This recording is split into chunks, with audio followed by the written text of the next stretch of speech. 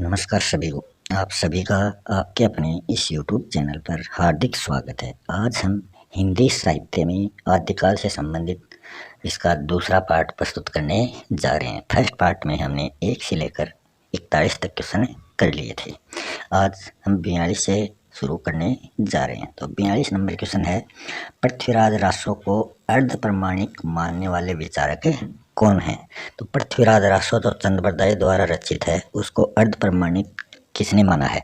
हजारी प्रसाद द्विवेदी व George Grierson, Shyam सुंदर दास व जेम्स टॉड, सुनीति कुमार चटर्जी व मुन्नी जीन विजय सूरी, श्यामल दास व बुल्लर। तो इसमें किसने माना है अर्ध प्रमाणिक? वो माना है सुनीति कुमार चटर्जी व मुन्नी जीन विजय सूरी ने पृथ्वीराज रासो को अर्ध प्रमाणिक माना है।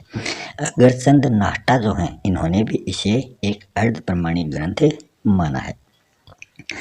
ऑप्शन ए में हजारी प्रसाद द्विवेदी व जॉर्ज ग्रियर्सन दे रखा है, इन्होंने इसको अर्ध प्रमाणिक माना है। हजारी प्रसाद द्विवेदी ने अर्ध प्रमाणिक और जॉर्ज ग्रियर्सन ने इसको प्रमाणिक माना है। ऑप्शन बी में दे रखे हैं श्याम सुंदर दास व जेम्स टॉड। तो श्याम सुंदर दास व जेम्स टॉड इन दोनों ने इसे प्रमाणिक ग्रंथ माना है। और कौन से विद्वान हैं जिन्होंने प्रमाणिक ग्रंथ माना है? वो है मथुरादास प्रसाद दीक्षित, मोहनलाल विष्णुलाल पांड्या, मिश्र बंधु मोतीलाल मैनारिया। और जो श्यामल दास व बुल्लर हैं ऑप्शन 4 वाले, इन्होंने इस ग्रंथ को अप्रमाणिक माना है। इनके अलावा अप्रमाणिक मानने वाले और कौन से विद्वान हैं? मुरारीदान, G.H. ओझा, आचार्य रामचंद्र शुक्ल और राम कुमार वर्मा, इन्होंने इस ग्रंथ को अप्रमाणिक माना है। कर्नल जेम्स टॉड इस ग्रंथ के उद्धारक माने जाते हैं व डॉक्टर बुल्लर जो हैं इन्होंने सर्वप्रथम पृथ्वीराज रासो ग्रंथ को अप्रमाणिक माना है। आचार्य रामचंद्र शुक्ल ने इसे जाली ग्रंथ कहा है और हजारी प्रसाद द्विवेदी ने सुख की संवाद की घटनाओं को प्रमाणिक माना है और अन्य जो भी घटनाएं हैं उन सभी को अप्रमाणिक माना है। तो हजारी प्रसाद द्विवेदी दोनों मानते हैं प्रमाणिक और अप्रमाणिक। रामचंद्र शुक्ल ने इसे जाली ग्रंथ कहा है। अगला क्वेश्चन है, पृथ्वीराज रासो से असंबंधित कथन कौन सा है? इसमें 4 कथन हैं। यह 4 संस्करणों में प्रकाशित है। इसमें 78 सर्ग या समय है। इसमें जो सर्ग हैं उनको समय कहा गया है। इसे राजनीति की महाकाव्यात्मक त्रासदी डॉक्टर बच्चन सिंह ने कहा है। इसमें पद्मावत समय व कैमास वध समय जो है ये सर्वाधिक प्रसिद्ध है। तो इसमें जो गलत कथन है वो है ऑप्शन बी। इसमें 68 प्रकार के छंदों का प्रयोग किया गया है। जो सर्ग या समय है वो है 69। तो इसमें यही गलती है। तो ऑप्शन बी इसका राइट हो जाएगा। इसमें 68 प्रकार के छंद व 69 जो हैं वो समय है।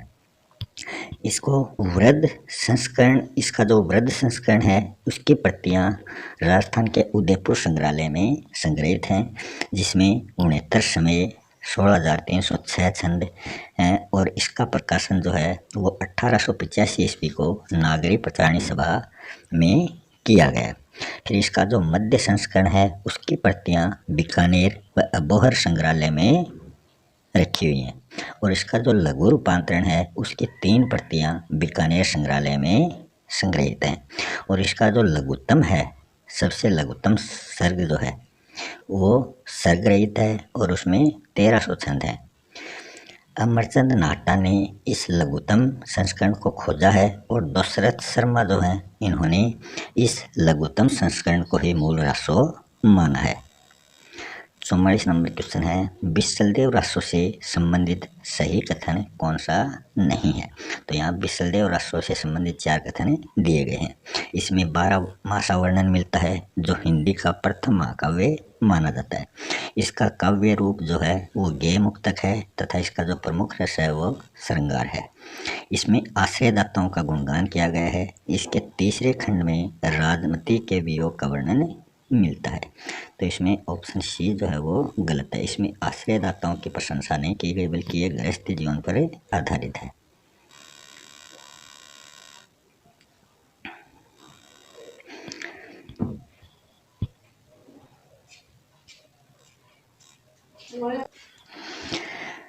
जो ये विशलदेव रासो है, इसमें भोज परमार की पुत्री राजमती व संबर नरेश विग्रह राज चतुर्थ के विवाह का वर्णन है, जो इसके प्रथम खंड में दिया गया है। इसके 4 खंड हैं। दूसरे खंड में क्या है कि राजा जो है विग्रह राज चतुर्थ वो रानी राजमती से रूठकर उड़ीसा चले जाते हैं। तीसरे खंड में दे रखा है इनके जो राजमती है उसके विरह का वर्णन तीसरे खंड में किया गया है। और चौथे खंड में क्या होता है, विग्रह राज चतुर्थ और राजमती का पुनर्मिलन होता है। शुरू में स्वयं कवि द्वारा विशलदेव रासो को रसायन नाम से पुकारा गया था। 45 नंबर क्वेश्चन है, परमाल रासो से संबंधित गलत कथन इनमें से कौन सा है? तो यहाँ परमाल रासो के बारे में बातें हो रही है। पहला, इसका नामकरण व संपादन आचार्य रामचंद्र शुक्ल द्वारा किया गया। महोबा के लोकगीतों के आधार पर इसका प्रकाशन चार्ल्स इलियट द्वारा किया गया। इसमें अलाउद्दीन की वीरता का वर्णन मिलता है। वाटरफील्ड इसे पृथ्वीराज रासो का अंश मानते हैं। तो इसमें संबंधित जो गलत कथन है वो है ऑप्शन ए। इसका जो नामकरण व संपादन है वो बाबू श्याम सुंदर दास ने किया है। और जो महोबा के लोकगीतों के आधार पर इसका प्रकाशन चार्ल्स इलियट ने 1865 ईस्वी में आलाखंड नाम से किया है। अलाउद्दीन की वीरता का वर्णन, अलाउद्दीन ने कुल 52 युद्ध लड़े थे और 52 युद्धों में उन्होंने अपनी वीरता का परिचय दिया था। राजा परमर्दी देव चंदेल वर्षा ऋतु का गीत काव्य और हजारी प्रसाद द्विवेदी ने इसे अर्ध प्रमाणिक माना है। तो ये इससे संबंधित कुछ एक्स्ट्रा फैक्ट यहाँ दिए गए हैं। ये इस परमार रासो के जो शासक हैं इसमें राजा परमर्दी देव चंदेल का वर्णन देखने को मिलता है। और ये वर्षा ऋतु का गय काव्य है परमाल रासो। हजारी प्रसाद द्विवेदी ने इसे अर्ध प्रमाणिक माना है। अगला क्वेश्चन है, विद्यापति से संबंधित सही विकल्प कौन सा नहीं है वो बताना है। इसकी पदावली जो रचना है उसका आधार जयदेव की गीत गोविंद रचना को माना जाता है। मिथिल कोकिल, कवि शेखर, खिलंतु कवि, अभिनव जयदेव ये विद्यापति के उपनाम हैं। कीर्तिलता व कीर्ति पताका दोनों इसके प्रशस्तिपरक काव्य हैं। आजकल अध्यात्म के चश्मे सस्ते हो गए हैं। ये बात जो है ये विद्यापति की भू परिक्रमा रचना के लिए कहा गया है। तो इसमें से जो सही विकल्प नहीं है वो है ऑप्शन डी। आजकल अध्यात्म के चश्मे सस्ते हो गए, ये बात आचार्य रामचंद्र शुक्ल ने कही थी। और किस रचना के लिए? पदावली रचना के लिए कही थी। पदावली जो है वो एक श्रृंगारिक रचना है। और जो विद्यापति हैं ये मिथिला शिव सिंह के राजकवि थे। कीर्तिलता इनकी जो रचना है वो एवर्ट चंपू काव्य मानी जाती है। इसे भृंग भृंगी संवाद भी कहा जाता है कि इसको कीर्तिलता रचना को। विद्यापति ने सबसे पहले श्री कृष्ण को काव्य का विषय बनाया था। ये हिंदी साहित्य में पद्य शैली के प्रवर्तक माने जाते हैं और सूर के पथ प्रदर्शक माने जाते हैं। इन्होंने माना यौवन के दिन गौरव के दिन है। तो ये कौन मानने वाले हैं? विद्यापति। आचार्य राम कुमार वर्मा ने श्रृंगारी कवि कहा है और ग्रियर्सन ने विद्यापति को भक्त कवि माना है। शिव पार्वती से संबंधित दैन्य, विन्य व हास्य पदों को विद्यापति ने नचारी कहा है। 47 नंबर क्वेश्चन है, अमीर खुसरो से असंबंधित कथन कौन सा है? यहाँ अमीर खुसरो से संबंधित 4 कथन दिए गए हैं। हिंदवी तोता, तुत्तीय हिंद ये इनके उपनाम हैं। आदिकाल में खड़ी बोली के प्रथम प्रयोगकर्ता ये माने जाते हैं। इनकी जो खालिक बारी रचना है वो अरबी, फारसी व हिंदी का शब्दकोश है। दो सतुने, ढकोसले, मुकरिया ये इनकी अन्य रचनाएं हैं। तो इसमें जो गलत कथन है वो ऑप्शन है सी। खालिक बारी रचना अरबी, फारसी, हिंदी का शब्दकोश नहीं बल्कि पर्याय कोश मानी जाती है। पर्याय कोश होता तब ये सही होता। तो ऑप्शन सी जो है वो गलत कथन है। और इनकी कौन सी रचना है? किस्सा चार दरवेश। इनके जो गुरु हैं अमीर खुसरो के वो थे निजामुद्दीन औलिया। खुसरो जो है ये अब्बुल हसन इनका उपनाम था। के जीवन में दिल्ली के 11 शासकों में से 7 के ये राजकवि रहे हैं। खड़ी बोली हिंदी व उर्दू का पिता रामधारी सिंह दिनकर ने अमीर खुसरो को कहा है। इनकी एक जो पंक्ति है गोरी सोवे सेज पर, ये अमीर खुसरो के बारे में कही गई है कि जब इनके गुरु की मृत्यु हुई तब उन्होंने इस पंक्ति की रचना की थी। अगला क्वेश्चन है 48 नंबर, ढोला मारू रा दुहा से संबंधित कथन नहीं है। यहाँ भी आपको गलत कथन बताना है। इसकी रचना कवि कल्लोल द्वारा 11वीं सदी में लोक गायन हेतु की गई थी। यह संदेश काव्य परंपरा की वियोग परक श्रृंगार रचना मानी जाती है। इसमें नायक ढोला जो 2.5 वर्ष का है और इसकी जो नायिका मालवणी है वो 1.5 वर्ष की है। सह नायिका मालवणी है। जैन कवि कुशललाभ द्वारा 17वीं सदी में इसमें दोहे जोड़े गए। तो इसमें गलत कथन ऑप्शन 4 है। जैन कवि कुशललाभ द्वारा 17वीं सदी में इसमें दोहे नहीं बल्कि क्या जोड़े गए, चौपाई इसमें जोड़ी गई। और जो नायक ढोला, नायिका मारवणी और सह नायिका मालवणी हैं, ये नरवर कछवाहा के जो ढोला हैं वो नरवर कछवाहा थे और नायिका मालवणी जो है वो पुंगल देश की राजकुमारी थी और सह नायिका मालवणी जो है ये मालवा से संबंधित थी। दोहा चौपाई शैली में ये रचना रची गई है और इसे एक गौर काव्य कहा गया है। 49 नंबर क्वेश्चन है, राउल वेली रचना से संबंधित सत्य कथन कौन सा नहीं है। तो यहाँ भी गलत कथन बताना है। राउल वेली जो रचना है ये 10वीं सदी में रची गई थी। यह नक्सिक परंपरा का प्रथम काव्य माना जाता है। किसका? नक्सिक परंपरा का। यह एक शिलांकित चंपू काव्य कृति मानी जाती है। इसमें हिंदी की 8 बोलियों का प्रयोग किया गया है। इसके लेखक रोड़ा कवि माने जाते हैं। तो इसमें जो गलत कथन है वो ऑप्शन है सी। इसमें 8 नहीं बल्कि 7 बोलियों का प्रयोग किया गया है। सर्वाधिक कौन सी भाषा का प्रयोग इसमें किया गया है? सर्वाधिक राजस्थानी बोली का प्रयोग इसमें देखने को मिलता है। शिलालेख पर कवि ने स्वयं को वडीरा या बंदीजन कहा है। ऐसी बियाणी ने सर्वप्रथम संपादन कर इसको अधूरा काव्य माना है। मध्यकाल में जबान की तेज व मन की खरी नायिका राजमती को माना जाता है, जो विशलदेव रचना की नायिका थी। विशलदेव राष्ट्रों से संबंधित ये उक्ति है। विशलदेव ने कहा कि मेरे समान कोई भोपाल नहीं है, तो राजमती ने उनसे कहा कि उड़ीसा का राजा आपसे श्रेष्ठ है। वहाँ खानों से हीरे मोती निकलते हैं और आपके यहाँ नमक। इसी बात पर उठकर विशलदेव जो हैं, जो विग्रहराज चतुर्थ है, वो उड़ीसा चले जाते हैं।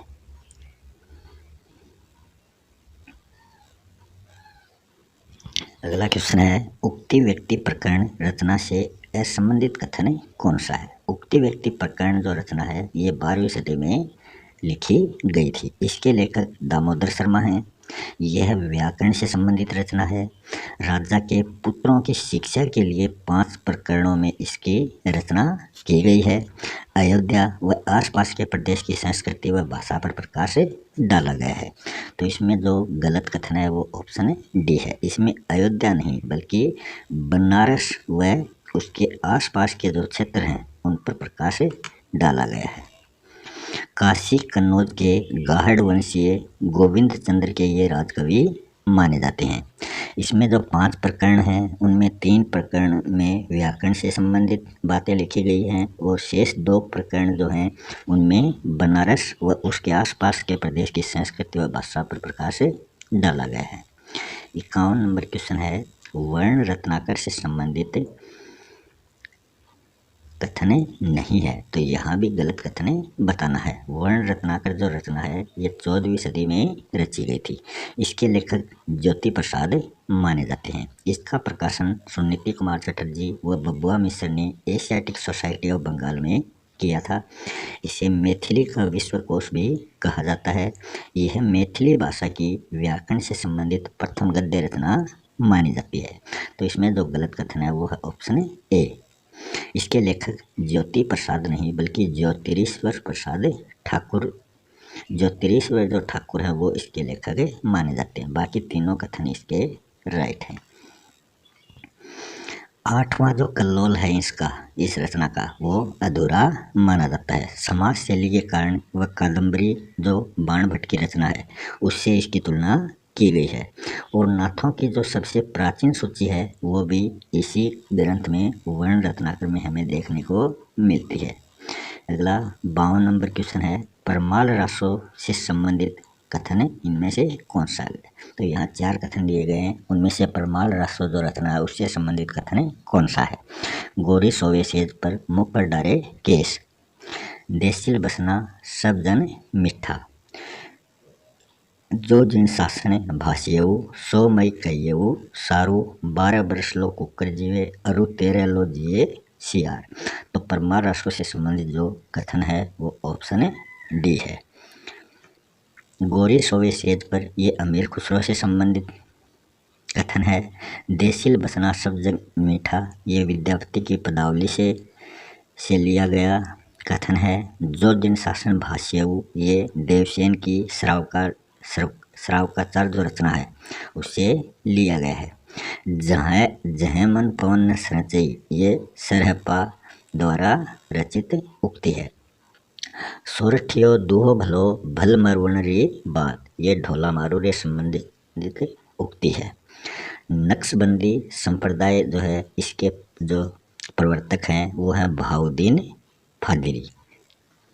अगला क्वेश्चन है, निम्नलिखित में से सत्य कथन कौन सा नहीं है? तो यहाँ जो कथन दिए गए हैं उनमें से असत्य कथन कौन सा है वो आपको बताना है।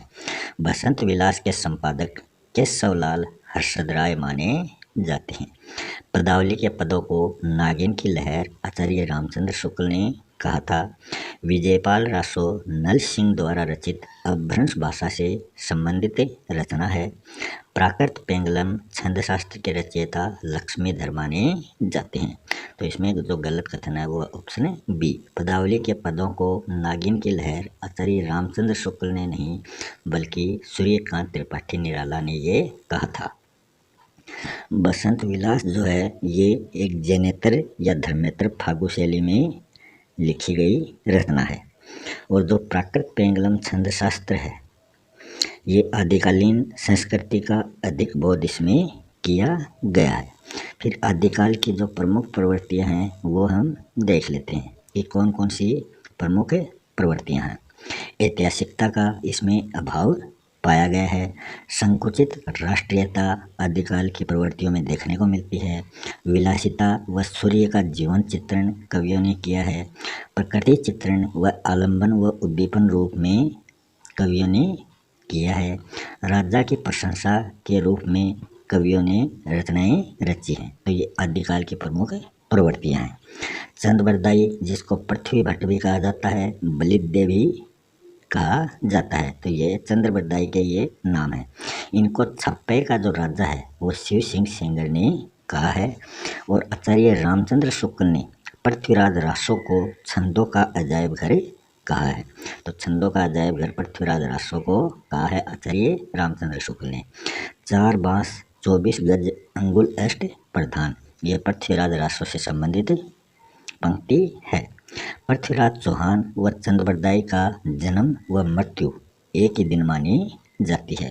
पृथ्वीराज चौहान के दरबारी कवि थे चंद्रबरदाई। इन दोनों का जन्म 1168 को होता है और इनका अंत मोहम्मद गौरी के हाथों 1192 में होता है। सिद्धों की रचनाओं का जो संग्रह है वो हरप्रसाद शास्त्री ने बांग्ला भाषा बौद्ध गानो दोहा में किया है। सिद्धों की जो संध्या भाषा का अर्थ है वो है कुछ स्पष्ट कुछ अस्पष्ट। बसंत विलास में स्त्री पुरुष प्रकृति का मद उन्मद चित्रण हमें देखने को मिलता है और ये संदेश परंपरा की प्रमुख कृति मानी जाती है बसंत विलास। आगे है, आदिकाल में सामाजिक व्यवस्था जो है जिसकी लाठी उसकी भैंस वाली होने के कारण प्रजा का ध्यान राजा से हटकर ईश्वर की ओर होने लगा था और इसी के साथ भक्ति काल का उदय होता है।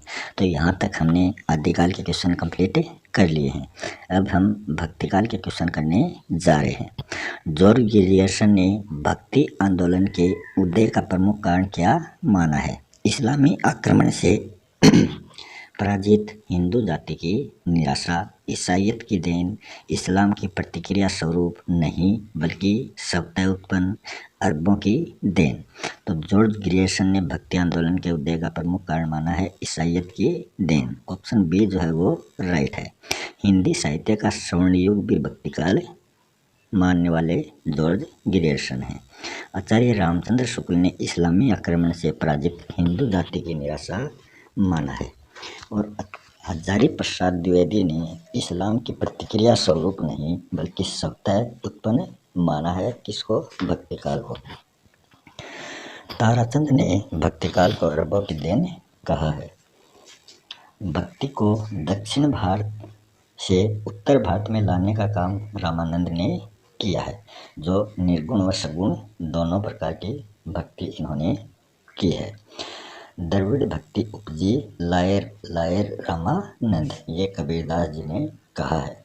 सोहरावर्दी संप्रदाय अहमद फारूकी द्वारा निर्मित किया गया है। अगला क्वेश्चन है, आचार्य हजारी प्रसाद द्विवेदी ने आकाश धर्मगुरु की संज्ञा किसे दी है? नामदेव को, रामानंद को, हरिदास को, ज्ञानदेव को। तो ये रामानंद को हजारी प्रसाद द्विवेदी ने आकाश धर्मगुरु की संज्ञा दी है। रामानंद जो हैं ये इन्होंने रामावत संप्रदाय की स्थापना की जो वैरागी दल से संबंधित है। हिंदी के प्रथम निर्गुण संत नामदेव माने जाते हैं जो पंढरपुर से संबंधित हैं। हरिदास जो हैं इन्होंने नाथों सिद्धों के बीच की कड़ी निरंजनी संप्रदाय को माना है जो हरिदास द्वारा संपादित है। ज्ञानदेव जो है वो वारकरी संप्रदाय के निर्माता हैं जो महाराष्ट्र में है।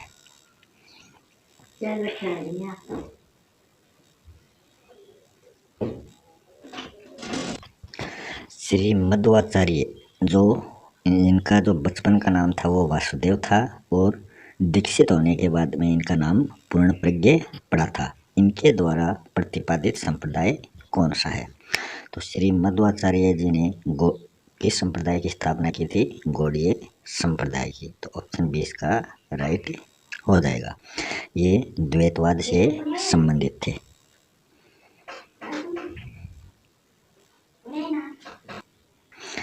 निम्बाचार्य जो हैं इनके द्वारा स्थापित संप्रदाय है सनकादि संप्रदाय और निम्बाचार्य जिस सिद्धांत से संबंधित हैं उसे द्वैतवाद सिद्धांत कहा जाता है।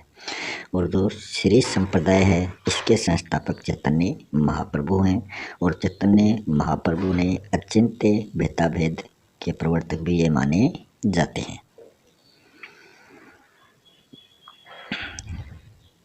ये गौड़ीय संप्रदाय है और जो श्री संप्रदाय है ये रामानुजनाचार्य से संबंधित है और रामानुजनाचार्य जो हैं ये विशिष्टता द्वैतवाद से संबंधित माने जाते हैं। ब्रह्म संप्रदाय जो है वो इस क्वेश्चन का राइट ऑप्शन है, ना कि बी वाला। तो ब्रह्म संप्रदाय के प्रवर्तक श्री मध्वाचार्य माने जाते हैं और जो शंकराचार्य हैं इन्होंने अद्वैतवाद या स्मार्ट संप्रदाय की स्थापना की थी। तो ऑप्शन डी इस क्वेश्चन का राइट आंसर हो जाएगा। मध्वाचार्य जी ने ब्रह्म संप्रदाय की स्थापना की थी। अगला है, निर्गुण भक्ति का सर्वप्रथम उल्लेख हमें कहाँ देखने को मिलता है? तो निर्गुण भक्ति का हमें बताना है। आलावार में, नयनार में, श्वेता श्वेतर उपनिषद में, श्रीमद् भागवत पुराण में। तो ये मिलता है हमें श्वेता श्वेतर उपनिषद में। तो ऑप्शन 20 का राइट हो जाएगा। आलावार में जो है वो वैष्णव धर्म से संबंधित है और इसमें जो अंडाल जो महिला संत है उसे दक्षिण की मीरा कहा जाता है। नैनार जो है इसमें ये शैव संप्रदाय से संबंधित है और नैनार में की जो संख्या है वो 63 है। और श्रीमद् भागवत पुराण जो है ये सगुण भक्ति से संबंधित ग्रंथ है। आचार्य रामचंद्र शुक्ल ने भक्ति काल का जो समय माना है वो 1318 से 1643 ईस्वी माना है। विक्रम संवत करें तो इसमें हमें 57 जोड़ना पड़ता है। अगला क्वेश्चन है ज्ञानाश्री काव्यधारा। ज्ञानाश्री काव्यधारा आचार्य रामचंद्र शुक्ल ने इसका निर्माण किया था। ज्ञानाश्री काव्यधारा का या संत काव्यधारा की प्रमुख विशेषता कौन सी नहीं है? तो ज्ञानाश्री और संत काव्यधारा दोनों एक ही हैं। इसमें नारी निंदा व जाति पाति का विरोध किया गया है। सदगुरु की महिमा व ज्ञान प्राप्ति ईश्वर भक्ति द्वारा इसमें बताई गई है। रहस्यात्मकता व सामाजिक खंडन मंडन की प्रवृत्ति का इसमें वर्णन किया गया है। श्रृंगार रस की प्रधानता व शास्त्र ज्ञान की आवश्यकता पर बल दिया गया है। तो इसका जो राइट ऑप्शन है वो है ऑप्शन डी। इसमें श्रृंगार रस की प्रधानता नहीं है बल्कि शास्त्र ज्ञान की आवश्यकता पर बल दिया गया है। ये शांत रस प्रधान रचना मानी जाती है। सदुकड़ी भाषा का प्रयोग इसमें देखने को मिलता है। स्वानुभूत अध्ययाव्य विचार इसमें देखने को मिलते हैं। रामानंद की जो रचनाएं हैं वो राम रक्षा स्रोत, वैष्णव मताब्द भास्कर और रामार्जन पद्धति मानी जाती है। रामानंद के 12 शिष्य माने जाते हैं जिनमें कबीर, धन्ना, पिप्पा, पद्मावती, सैन प्रमुख माने जाते हैं। मल्लुक दास व दादू दयाल रामानंद के शिष्य नहीं थे। निर्गुण भक्त के प्रवर्तक कबीरदास माने जाते हैं। नामदेव जो हैं वो सगुण से निर्गुण भक्ति में आए। शुद्ध अद्वैतवाद या पुष्टि मार्ग इनके जो प्रवर्तक हैं वो वल्लभाचार्य माने जाते हैं। सखी संप्रदाय के प्रवर्तक हरिदास माने जाते हैं। रुद्र संप्रदाय के प्रवर्तक विष्णु स्वामी माने जाते हैं। अगला क्वेश्चन है कबीर की दोहा चौपाई शैली में निर्मित रचना कौन सी है? तो कबीरदास जी की यहाँ रचनाएं दी गई हैं। साखी, शब्द, रमेनी, बीजक। तो दोहा चौपाई शैली में निर्मित है रमेनी रचना। ऑप्शन सी इसका राइट हो जाएगा। रमेनी जो रचना है इस पर ब्रज भाषा का प्रभाव देखने को मिलता है और जो साखी रचना है ये दोहे से संबंधित है और खड़ी बोली भाषा का प्रयोग इसमें देखने को मिलता है। शब्द जो रचना है ये पदों से संबंधित है और ब्रज भाषा का प्रभाव इस पर पड़ा है। बीजक जो है इसके संपादक कबीरदास जी के शिष्य धर्मदास माने जाते हैं जिन्होंने 1464 ईस्वी में बीजक का निर्माण किया था साखी शब्द रमेनी को मिलाकर। 1455 साल गए जेठ सुदी पूर्णमासी काशी प्रकट भये। तो ये कबीरदास जी से संबंधित है।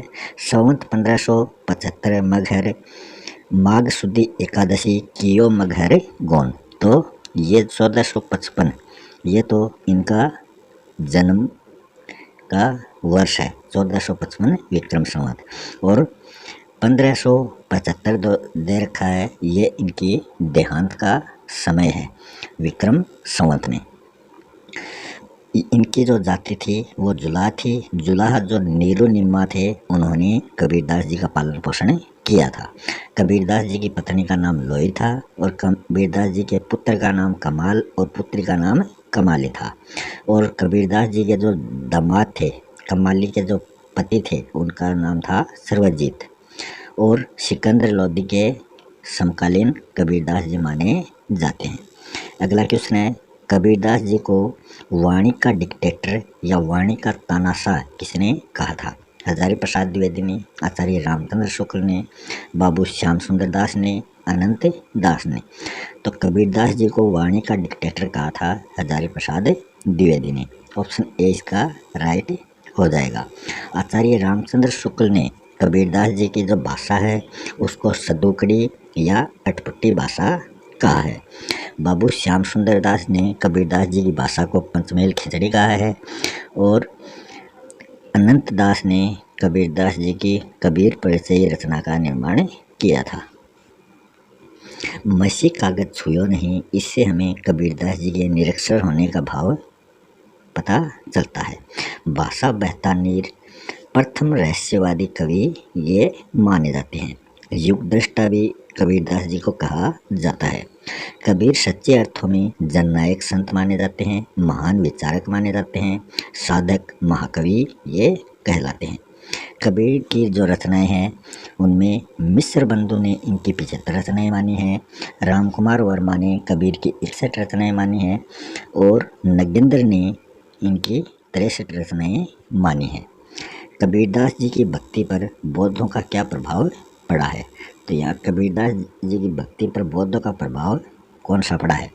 हठयोग साधना व सामाजिक खंडन मंडन की प्रवृत्ति का, या वैदिक कर्मकांडों की खंडन मंडन की प्रवृत्ति का, या फिर मूर्ति पूजा का विरोध व अवतारवाद का खंडन, या उलटबासियाँ प्रपतिवाद, ये भक्ति में समर्पण भाव से संबंधित है। प्रपतिवाद व अहिंसा का खंडन। तो इसमें बौद्धों का जो प्रभाव पड़ा है वो पड़ा है वैदिक कर्मकांडों की खंडन मंडन प्रवृत्ति का। हठयोग साधना व सामाजिक खंडन मंडन की जो प्रवृत्ति है इस पर नाथों का प्रभाव पड़ा है, और मूर्ति पूजा का विरोध पर सिद्धों का प्रभाव पड़ा है। इस्लाम, मूर्ति पूजा विरोध व अवतारवाद का खंडन, इस पर इस्लामों का प्रभाव पड़ा है। उलटबासियों पर सिद्धों का प्रभाव पड़ा है। प्रपतिवाद पर वैष्णव धर्म का प्रभाव पड़ा है, और अहिंसा का खंडन, इस पर जैन धर्म का प्रभाव पड़ा है। तो उल्टवासियों का प्रभाव सिद्ध, प्रपतिवाद वैष्णव से संबंधित, अहिंसा जैन से संबंधित। अद्वैत जो है वो क्या माना है? जीव ब्रह्मा में अभेद होना ही अद्वैत कहलाता है।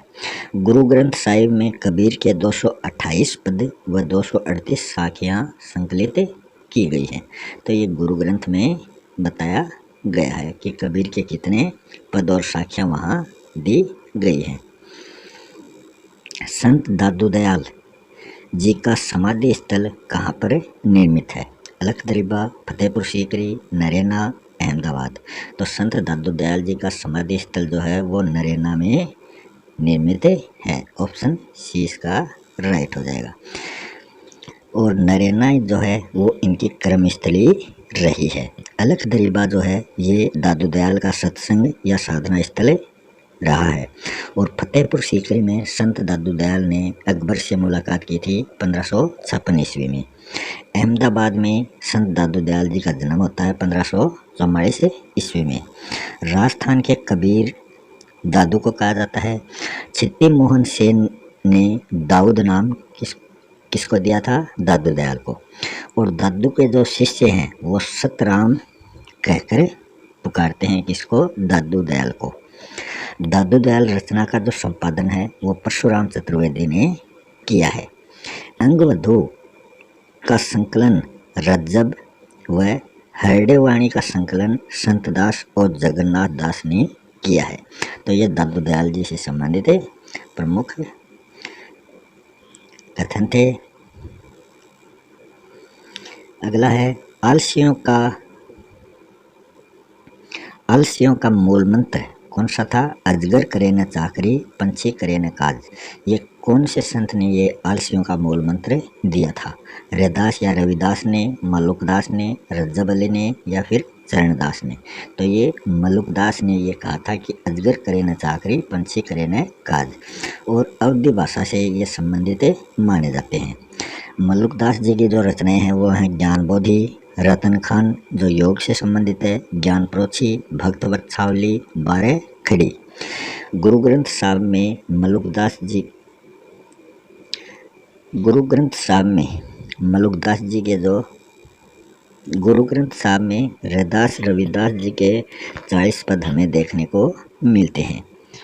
और जो रज्जब अली हैं इनकी जो रचना है वो सरबंगी है, और रज्जब अली जो हैं वो आजीवन दूल्हे के वेश में रहे थे। चरणदास जो हैं इनकी शिष्या थी दयाबाई और सहजोबाई। रैदास जो हैं वो सिकंदर लोदी के समकालीन माने जाते हैं। सिकंदर लोदी द्वारा दिल्ली निमंत्रण पर इनको बुलाया गया था। प्रभु जी तुम चंदन हम पानी, मन चंगा तो कठौती में गंगा, ये रैदास से संबंधित प्रमुख उक्तियाँ हैं। रैदास के जो शिष्य हैं वो वीरभान या उदयभान माने जाते हैं। मीरा व मेवाड़ी झाला रानी ये भी रैदास के शिष्य हैं। और पत्नी जो है रैदास की वो है लोना, और रैदास का जो प्रिय अलंकार है वो उपमा और रूपक माना जाता है। रैदास जी की चित्तौड़ के कुंभ श्याम मंदिर में छतरी बनी हुई है। एकमात्र मुस्लिम महिला संत बाबरी साहिबा अकबर के समकालीन मानी जाती हैं। मालुकदास की सगुण जो रचनाएं हैं वो रामावतार लीला, ध्रुव चरित्र, ब्रज लीला मानी जाती हैं। विष्णोई संप्रदाय के प्रवर्तक जम्बनाथ का समाधि स्थल जो है वो संबराथल में माना जाता है।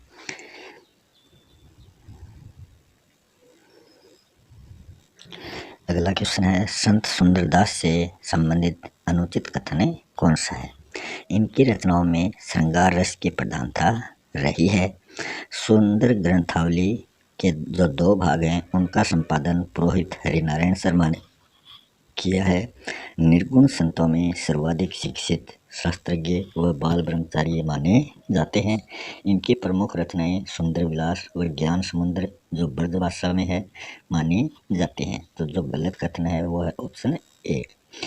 इनकी रचनाओं में श्रृंगार रस की प्रधानता नहीं बल्कि श्रृंगार रस का इन्होंने विरोध किया है। तो सुंदरदास जो है वो श्रृंगार विरोधी माने जाते हैं। पतिव्रता नारी व वीरों की मुक्त कंठ से सुंदरदास ने प्रशंसा की है। शांत रस इनकी रचनाओं में शांत रस देखने को मिलता है। इनका जन्म दौसा के खंडेलवाल परिवार में होता है और इनकी जो मृत्यु है वो संगानेर में होती है। दादू के जो शिष्य हैं वो हैं सुंदरदास, रज्जबदास, जगजीवन दास। हजारी प्रसाद द्विवेदी ने कौशल निष्णात व शास्त्रीय ढंग का एकमात्र निर्गुण संत दादू दयाल को माना है। अगला क्वेश्चन है, गुरु नानक देव की खड़ी बोली में रचित रचना कौन सी मानी जाती है? तो यहाँ खड़ी बोली की रचना बतानी है। उदासी, नसीहतनामा, जपूजी, महिला प्रकरण। तो गुरु नानक देव की खड़ी बोली भाषा में रचित रचना है नसीहतनामा। ऑप्शन 20 का राइट है। नसीहतनामा में मुस्लिम आक्रमणकारियों की निंदा की गई है। उदासी जो है ये उदासी संप्रदाय जो है ये गुरु नानक देव के पुत्र श्रीचंद द्वारा इसका प्रवर्तन किया गया था। नानक दर्शन का जो सार है वो जपूजी रचना में हमें देखने को मिलता है। और नानक के पदों का गुरु ग्रंथ साहिब में संकलन महला प्रकरण में किया गया है। असादीदार, सोहिला, रहीरास ये इनकी अन्य रचनाएं हैं। नारी के प्रति ये उदार माने जाते हैं। परम तत्व को कबीर ने राम व गुरु नानक ने शब्द कहा है। कबीर जो है ये इनका जन्म 1398 को होता है और 1513 में इनका देहांत होता है। रैदास का जीवन काल है 1398 ईस्वी में जन्म और 1448 ईस्वी में देहांत। हरिदास का 1455 ईस्वी में जन्म और 1546 ईस्वी में देहांत। गुरु नानक का 1479 ईस्वी में जन्म और 1538 ईस्वी में देहांत। संत दादू दयाल का 1544 ईस्वी में जन्म और 1603 ईस्वी में देहांत। संत रज्जब जी का 1567 ईस्वी में जन्म और 1589 ईस्वी में देहांत। और मल्लुकदास जी का 1574 ईस्वी में जन्म और 1682 ईस्वी में देहांत। सुंदरदास जी का 1596 ईस्वी में जन्म और 1689 ईस्वी में देहांत। तो ये इन संतों के जीवन काल से संबंधित प्रमुख तिथियां हैं। सूफी काव्यधारा में आत्मा नायक को माना है और परमात्मा नायिका को प्राप्त करता है तो वहाँ लौकिक प्रेम जो है वो अलौकिक प्रेम में बदल जाता है। संत काव्य धारा में इसके विपरीत है। तो ये ज्ञानाश्रयी या सूफी काव्य धारा में नायक को तो आत्मा माना है और नायिका को परमात्मा, और संत काव्य धारा में नायक जो है वो तो परमात्मा है, नायिका जो है वो आत्मा है। अगला क्वेश्चन है प्रेमाश्री या सूफी काव्य धारा में सूफी शब्द का क्या अर्थ है? चबूतरा, सफेद ऊनी वस्त्र, पवित्र आचरण या ज्ञान की बातें। तो इसका राइट ऑप्शन है ऑप्शन ए। सूफी का अर्थ होता है चबूतरा। मदीना के बाहर ये निर्मित है और जो सूफ है वो सफेद ऊनी वस्त्र को कहा गया है। पवित्र आचरण जो है इसको सफ़ा कहा गया है और ज्ञान की बातें हैं वो सोफिया कहलाती थी। मोइनुद्दीन चिश्ती जो हैं इन्होंने इसका उद्भव किया था, इसका प्रेमाश्री शाखा का। सूफी काव्य धारा, सूफी काव्य धारा नाम किसके द्वारा दिया गया है? डॉक्टर रामकुमार वर्मा द्वारा। इसकी जो प्रमुख प्रवृत्ति है सूफी काव्य धारा की वो कौन सी नहीं है? प्रेम की मानवतावादी मूल्यों के रूप में प्रतिष्ठा, इतिहास व कल्पना शक्ति में समन्वय, खंडन मंडन की प्रवृत्ति का भाव, समासोक्ति व कड़वक शैली का प्रयोग। तो इसमें ऑप्शन सी जो है वो गलत है। खंडन मंडन की प्रवृत्ति का भाव नहीं बल्कि अभाव हमें देखने को मिलता है। तो ऑप्शन सी राइट है। और जो समासोक्ति है इसमें यह लौकिक परलौकिक में परिवर्तन देखने को मिलता है, वही क्या है? समासोक्ति है। कड़वक शैली में क्या होता है? जोपाई के मध्य में दोहा लिखा जाता है। अवधी भाषा का प्रयोग हमें सूफी काव्य धारा में देखने को मिलता है। सूफी काव्य धारा में ही प्रतीक योजना व रहस्यवाद, नारी को संसार का नूर कहा गया है। नायिका के आधार पर काव्यों का नामकरण हमें सूफी काव्य में देखने को मिलता है। लोक संस्कृति व लोक जीवन का चित्रण भी सूफी काव्य में किया गया है। मसनवी शैली, इसमें फारसी, अल्लाह की आराधना, शाह-ए-वक्त मतलब राजा की प्रशंसा की गई है। अगला क्वेश्चन है रामकुमार वर्मा ने हिंदी का प्रथम प्रेमाख्यान किसे माना है? तो ये रामकुमार वर्मा के आधार पर हमें बताना है। असाइद कृत हंसावली को, मुल्ला दाऊद कृत चंदाइन को, ईश्वरी प्रसाद कृत सत्यवती कथा को, कुतुबन कृत मृगावती को। तो इसमें जो ऑप्शन बी है ये राइट है। मुल्ला दाऊद कृत चंदाइन को रामकुमार वर्मा ने हिंदी का प्रथम प्रेमाख्यान कहा है। इसका जो रचनाकाल है वो 1379 ईस्वी है। और जो असाइद कृत हंसावली है ये 1370 ईस्वी में रचित है और गणपति चंद्र गुप्त व डॉक्टर नगेंद्र ने हंसावली को हिंदी का प्रथम प्रेमाख्यान माना है। ईश्वरी प्रसाद कृत की जो सत्यवती कथा है इसका रचनाकाल 1501 ईस्वी है और हजारी प्रसाद द्विवेदी ने सत्यवती कथा को हिंदी का प्रथम प्रेमाख्यान माना है। कुतुबन कृत जो मृगावती है इसका रचनाकाल 1503 ईस्वी है और आचार्य रामचंद्र शुक्ल ने मृगावती रचना को हिंदी का प्रथम प्रेमाख्यान माना है। राजस्थानी अन्य सभी अवधी भाषा में रचित है। ये जो ए वाली है असाइद कृत हंसावली ये राजस्थानी भाषा में है और बाकी जो चंदायन, सत्यवती कथा, मृगावती ये सभी अवधी भाषा में रचित रचनाएं हैं। तो इस प्रकार हमने आज आदिकाल व भक्तिकाल से संबंधित क्वेश्चन किए हैं। मिलते हैं नेक्स्ट वीडियो में नए क्वेश्चनों के साथ, तब तक के लिए धन्यवाद।